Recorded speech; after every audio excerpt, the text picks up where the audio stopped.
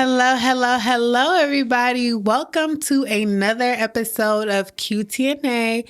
As you can see, I am not by myself today. If you are a listener of this podcast, this voice is going to sound a little familiar to you. He did my birthday episode with me in 2018. So it's been a minute, but he is back. It's my husband, Ken. Woo! Welcome. Today's episode is business personal? Is business personal? What you think? Let's just go ahead and start it off. What do you think? I think business is definitely personal. I think business is personal because you're a person. You know what I'm saying? And you have feelings. Mm-hmm. So normally when a person says that business is not personal, it's funny because I feel like they do it in a negative connotation after they have probably screwed you, I would say. They would say yeah, it's not business. It's not personal. It's just business. It's just business. Mm-hmm. And it's like, bruh, if you're on the other receiving end of the it's not personal, mm-hmm. you know what I'm saying? You're not going to feel that way. What's funny that you say that, most of the people who say it's just business, is not personal, they be the most upset when things happen. Yeah. You know what I mean? Right about that. It's like, okay, so, yes, business is business, right? But because, like you said, you're a person, you have a set of values that you operate in. Yeah. And you bring those values, you apply those values to your business. And your business, let's be honest, as entrepreneurs, small business owners, whatever you classify yourself as, we spend the majority of our lives on our business once you start. Yeah. You know what I mean? So it is, you putting that blood, sweat, and tears, like people say, you're putting that into something that you're building. Right? Because it should be personal. It should be it is personal. You wouldn't be putting all of that time energy and that effort, into something that's not personal to you. Yeah. I mean, people do. Nah, people definitely do. And I mean, they do it even in relationships. People say, well, hey man, it's not you, it's me.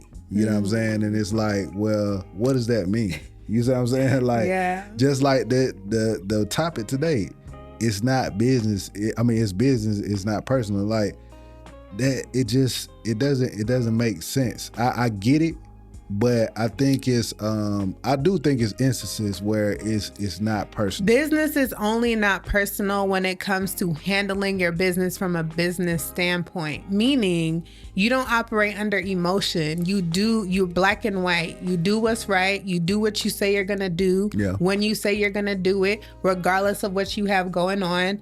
Case in point, I have medical issues, and so sometimes I'm physically unable to conduct my business. Yeah. However, if I have a deadline to meet, best believe I do what I need to do to meet that deadline, because if a person is paying me and depending on me, regardless of my personal issues, I can't let that affect my business. Yeah. You know what I mean? So in those instances, business is not personal, it's business. It's a transaction. This is a transactional experience where you're giving me money and I'm saying that I'm going to complete a job. So I have to do that. Yeah. You know what I mean? Now, granted, could I tell the person, I'm not feeling well, Have I had to do that? Absolutely. But I've communicated. I didn't go ghost. Yeah. You know what I mean? Like people often do, like, oh snap, I have a personal issue that comes up. Now I'm ghost. Client can't find you. Yeah. But then you got to think about it when you say that, those type of things, for me, those are character traits.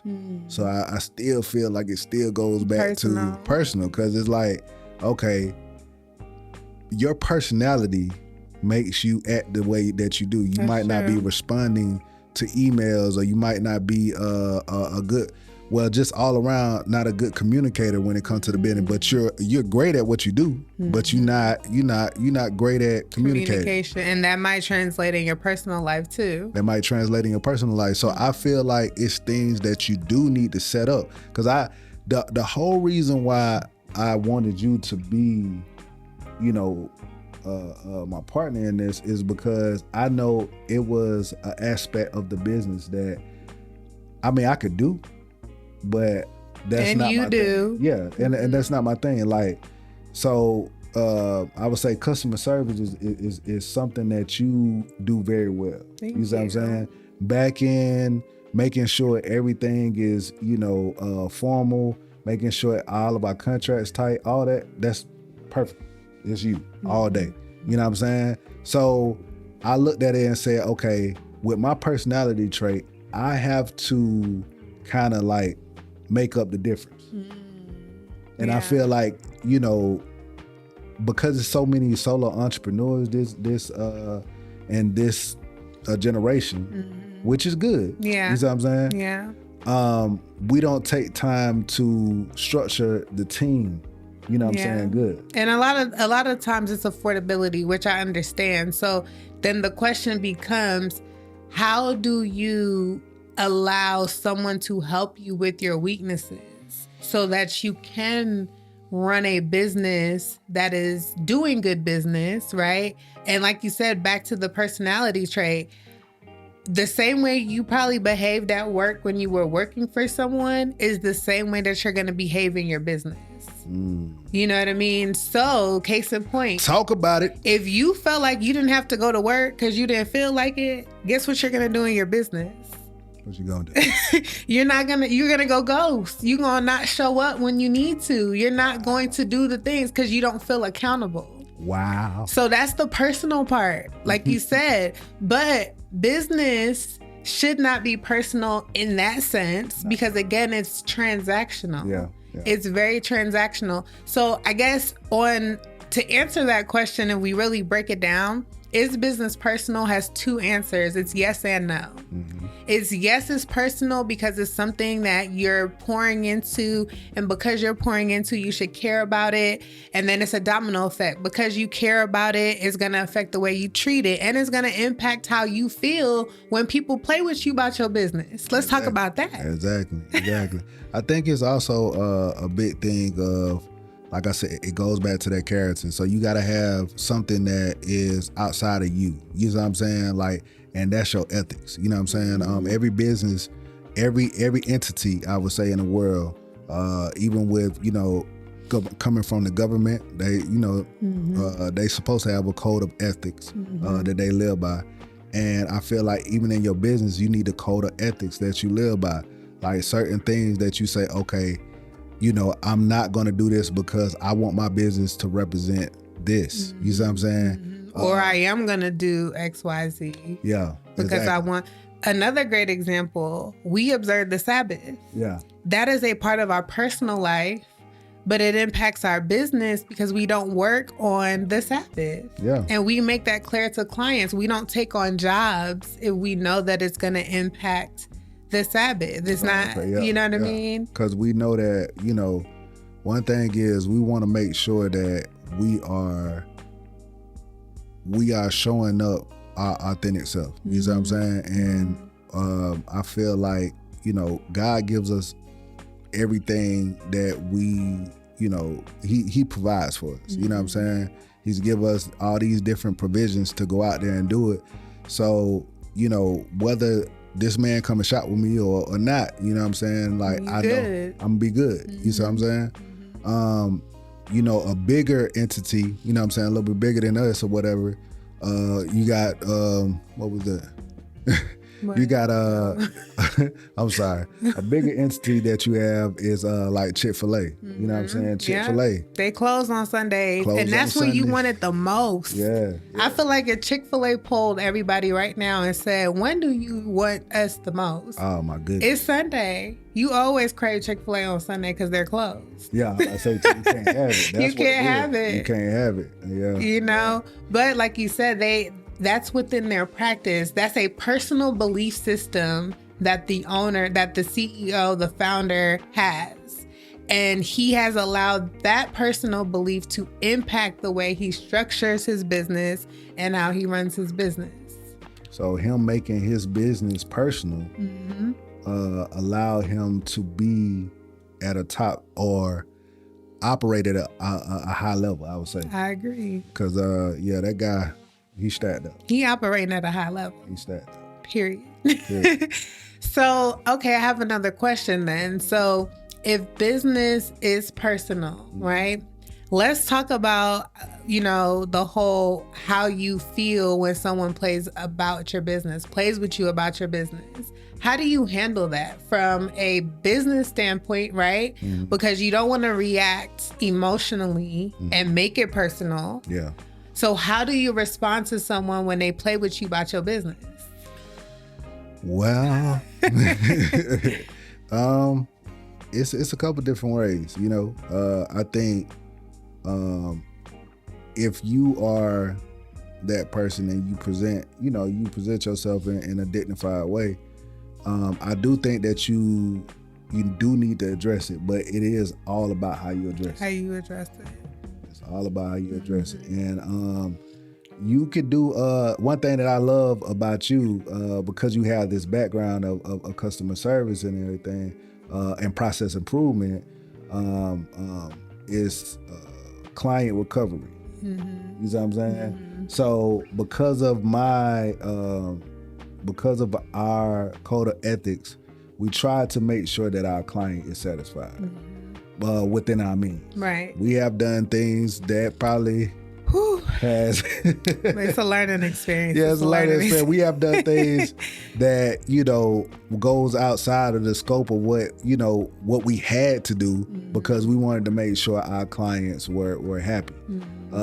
So I think it's a thin line. You know what I'm saying? I think that you're not going to 100% please everyone, but I feel like you could give them quality service. Yeah, I agree with that. And I think for me, the best way to kind of cut down on people playing with you about your business is having your business in order to begin with. Oh, yeah. You know what I mean? Like, don't take money from people until they fully understand the scope of the project. Mm-hmm. You know what I mean? That communication up front is so important, because if I as the provider assume that I'm providing you this level of service, but you as the receiver or the customer feel like you're getting something else, then you're already setting yourself up for this disaster. Yeah. You know what I mean? So if you clearly outline what that scope of work is up front,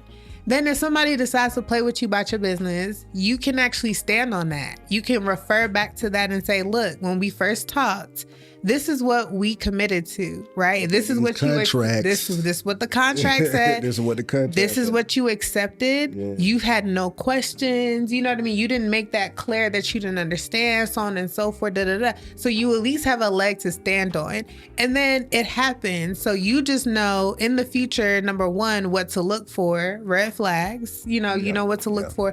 But you also know that, you and that person may not be the best at doing business together. So you just don't, and leave it at that. I ain't gonna lie though, man. Because it's an influx of so many solo entrepreneurs, man. Like, bruh, I don't feel like people value business no more. They don't.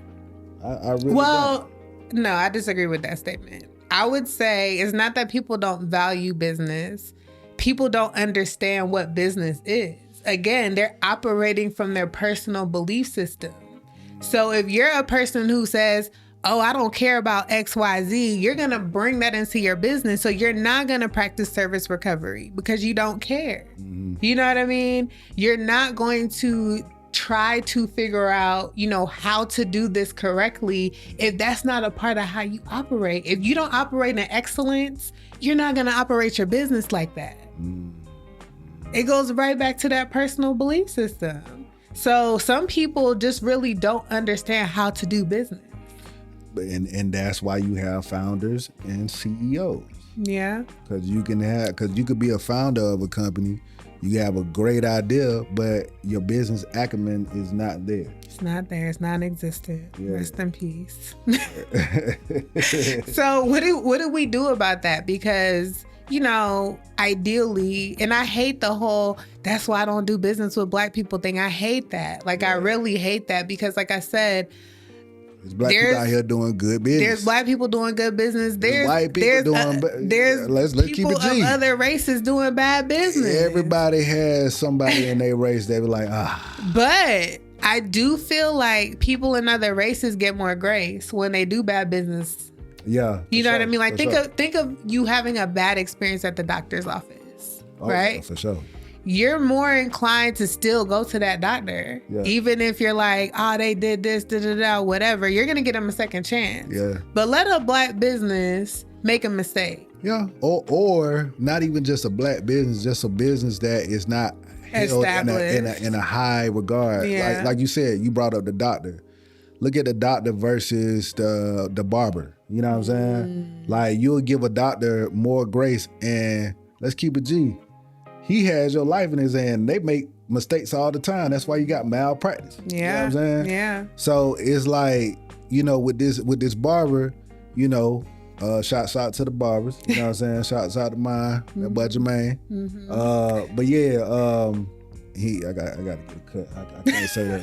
It's been a minute since you've seen him. It's been a minute. Anyway, but yeah, nah.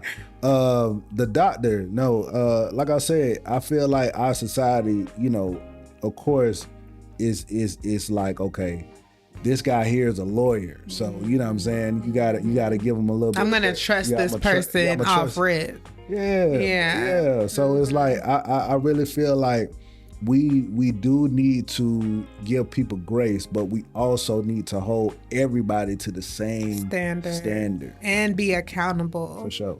Hold them accountable, but hold yourself accountable, because we don't have time. It's not enough time in the day to get into bad customers. Yeah. But that's the thing. You know? Yeah. You know, your customers and clients may complain about things, but knowing full well that they had bad practices when they were dealing with you. Oh, for sure. Yeah. You know what I mean? You definitely have those ones that come in and don't really know what they want. So they take you around and around the world or whatever you trying to figure out, and then y'all end up not coming out with a good product. And then it's your fault. Yeah, for sure. It's not their fault. Yeah. So I mean, it goes both ways. That's why I say, like, business is personal. It very much is. So I think that was good. And thank you so much for being here today. You know, QTNA is not long-winded. We're not a long-winded platform. So, you know, sometimes I think it's good to get these conversations out because it gives you something to think about. So the question that I want to leave you with today is, are you making your business personal? Meaning, are you bringing your personal belief systems to your business? Do your values align with how you're conducting your business? And if you feel like they're not, how can you change that? Because it's important that they do.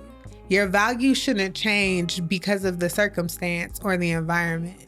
So, you know, it's really important that, number one, you treat others the way you want to be treated in business so that everyone can feel good at the end of the day. Because it is personal. Thank you. Don't forget to follow this platform, listen on all platforms, and also if you have a question that you want us to talk about, hit us up at askqtna@gmail.com. Yes, sir.